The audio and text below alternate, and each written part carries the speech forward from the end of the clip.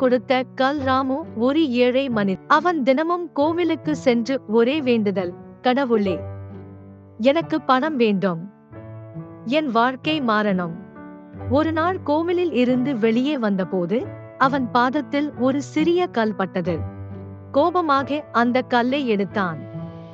இதுதான் எனக்கு கிடைக்கிற ஆசீர்வாதமா என்று சொல்லி அதை வீட்டுக்கு கொண்டு வந்து ஒரு மூலையில் போட்டுவிட்டான். அடுத்த நாள் ஒரு சித்தர் அவன் வீட்டுக்கு வந்தார்.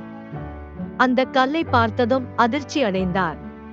இது சாதாரண கல் இல்ல, இது ஒரு அரிய ரத்தினம். ராமு நம்பவே இல்லை. சித்தர் அதை நகரத்தில் உள்ள நகைக்கடைக்கு கொண்டு சென்றார். அங்கு அவர்கள் சொன்னார்கள், இது மிக விலையுயர்ந்த வைரம்.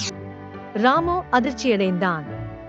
அவன் தினமும் மிதித்துக் கொண்டிருந்த கல் அவனுடைய வாழ்க்கையை மாற்றும் வைரம். அவன் அழுதான், கடவுளே, நீங்க எனக்கு கொடுத்ததை கூட நான் மதிக்கல.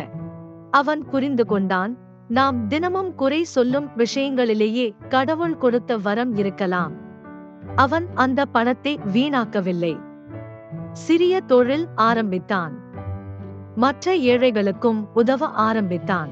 கதையின் நீதி, கடவுள் ஆசீர்வாதம் கொடுக்கிறார். ஆனா அதை அறியும் கண் நம்மிடம் இருக்கணும்.